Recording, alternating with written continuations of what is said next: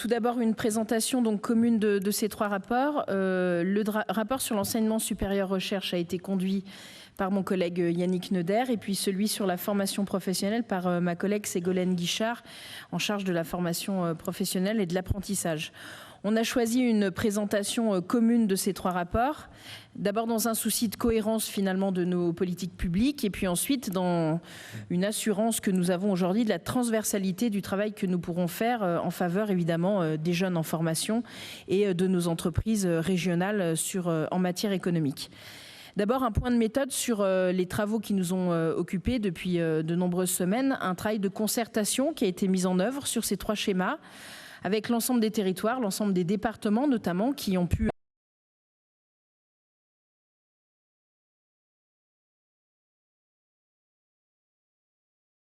qui sont proposés dans ces schémas, et puis enfin des concertations sur une plateforme que le président du Césaire, et je le remercie, a cité tout à l'heure, qui était une plateforme de contribution libre où chacun pouvait intervenir et donner son avis dans la construction de ce schéma. Cette concertation, elle était importante, d'abord parce qu'il est toujours utile d'avoir le point de vue de nos partenaires, et puis aussi il nous permettait de vérifier les intérêts que nous portions dans la construction de ces trois schémas pour notre capacité à justement les rendre un peu efficients dans les politiques publiques que nous conduisons. Peut-être un objectif principal à l'organisation et au vote de ces trois objectifs, c'est d'abord un seul sujet qui nous préoccupe en ce début de mandature, c'est le sujet de la relocalisation. On est très conscient, et après 2 années que nous avons vécu notamment de crise sanitaire, qu'il est très utile aujourd'hui d'accompagner la capacité de relocaliser les activités industrielles chez nous, à la fois pour permettre à nos entreprises régionales de pouvoir conserver une activité et d'être en capacité d'augmenter finalement leur production et de produire en Auvergne-Rhône-Alpes. C'est un sujet de production et un sujet économique, c'est aussi un sujet d'emploi.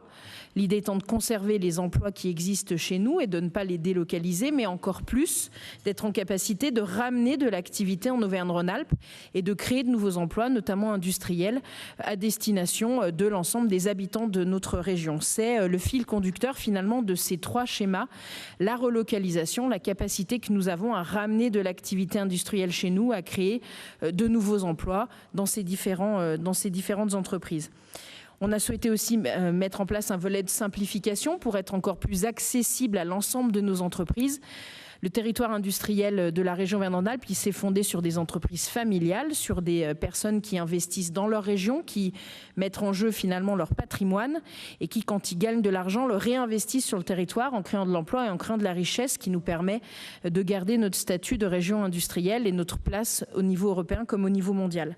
Ces entreprises, elles ont un véritable intérêt pour nous, et l'idée était de leur présenter des dispositifs publics, que ce soit en matière économique, en matière de formation ou sur l'enseignement supérieur recherche, qui soient accessibles, simplifiés et qui répondent à leurs attentes de développement et de production nouvelle sur la région Auvergne-Rhône-Alpes.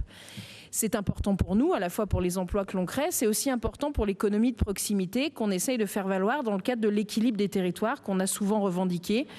Nos entreprises industrielles aujourd'hui fonctionnent sur l'ensemble des 12 départements que nous avons au sein de la région Auvergne-Rhône-Alpes, et l'idée étant de conforter ces territoires, à la fois pour un équilibre des activités économiques sur notre région, mais pour aussi que les personnes soient en capacité de pouvoir trouver un travail le moins loin de leur domicile. C'est un sujet de mobilité, c'est aussi un sujet environnemental que de faire en sorte de réduire les déplacements des habitants de la région Auvergne-Rhône-Alpes pour pouvoir aller au travail. Dans le cadre de ce schéma économique que nous avons mis en œuvre, le schéma de développement des formations professionnelles a 2 avantages. Le premier, c'est de cibler à nouveau des formations qui vont sur des métiers qui recrutent. On a aujourd'hui 300 000 emplois qui ne sont pas pourvus en région Auvergne-Rhône-Alpes par un défaut d'orientation dès le plus jeune âge au collège, par une incapacité d'information sur les métiers, et notamment les métiers industriels. Et ces métiers sont répartis sur l'ensemble de la région. L'idée de ce schéma de formation professionnelle est de financer les formations qui amèneront à des métiers qui créent de l'emploi.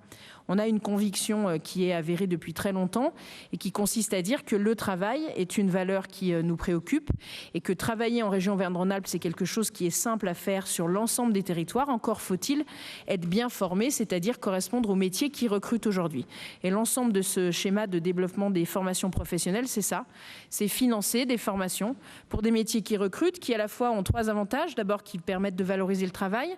Ensuite, qui permettent de trouver un travail pas très loin de chez vous. Et ça, on est capable de le faire sur l'ensemble de nos territoires. Et puis ensuite, ce travail, il permet d'avoir un projet de carrière et une rémunération très souvent dans ces filières, qui est une rémunération qui est correcte par rapport à ce qu'on peut voir dans d'autres filières qui existent. L'idée étant évidemment d'avoir le moins de personnes qui restent chez elles sans activité, parce qu'on sait très bien que finalement, financer l'assistanat, ce n'est pas mettre en valeur notre région et faire en sorte que le travail soit valorisé. C'est l'essentiel de ce qui est contenu dans ce schéma de formation des formations professionnelles. On a évidemment aussi, sur le volet de la recherche et de l'enseignement supérieur, travaillé sur l'adéquation entre nos filières de recherche et d'innovation. On a une excellence universitaire en région, elle est avérée. Il faut désormais la maintenir et l'amplifier. Et il faut être en capacité d'avoir des universités qui se déploient sur l'ensemble du territoire régional. Évidemment dans les métropoles, puisque c'est un terroir qui est propice, mais aussi sur le reste de la région. Alors, c'est déjà déployé, peut-être faut-il en faire plus, et en tout cas s'assurer du maintien, du déploiement de nos filières universitaires sur l'ensemble de nos territoires. C'est aussi une question d'égalité, donner accès à tous les habitants d'Auvergne-Rhône-Alpes à une formation d'enseignement supérieur sur l'ensemble de la région, et ça, c'est quelque chose auquel on tient beaucoup et qu'on a souhaité inscrire dans ce schéma. L'idée aussi, c'est finalement d'encourager les vocations scientifiques. On voit les difficultés qu'a créé la suppression des mathématiques en première et en terminale et le désintérêt qu'on a pour aujourd'hui les matières scientifiques. Elles sont nécessaires pour la promotion à la fois des esprits et des corps, si je peux le dire comme ça, mais aussi pour les métiers qui sont aujourd'hui demandés dans le cadre des métiers qui sont valorisés dans le secteur de la recherche et de l'innovation en Auvergne-Rhône-Alpes. On a un territoire industriel, économique, de recherche et d'innovation qui est un territoire qui historiquement existe et ne fait qu'augmenter. L'idée de ces 3 schémas, c'est d'être capable de se donner toutes les possibilités, tous les dispositifs d'aide publique pour accompagner nos entreprises, nos étudiants dans le cadre de leurs études supérieures et puis toutes les personnes qui bénéficient d'une formation professionnelle, de compétences ou de montée aux compétences ou d'accès à un nouveau métier pour pouvoir entrer dans nos entreprises, notamment industrielles, et faire perdurer cette exception qui est aujourd'hui en Auvergne-Rhône-Alpes de territoire industriel prospère sur le territoire national. Peut-être pour conclure, vous dire que l'essentiel de ces schémas a une vocation qui est une vocation finalement de confiance à la fois en nos habitants, en notre capacité à les élever, c'est-à-dire à leur permettre de leur offrir toutes les formations qualifiantes qui leur permettent d'accéder à un métier rémunéré au sein de la région. Et puis aussi, c'est un vrai appel à nos entreprises familiales qui existent sur le territoire en leur disant qu'ils ont raison d'investir sur le territoire régional. On a une vraie capacité de faire. On est la première région finalement qui relocalise aujourd'hui en France et qui permet d'avoir un vrai acte de développement durable sur l'ensemble du territoire français.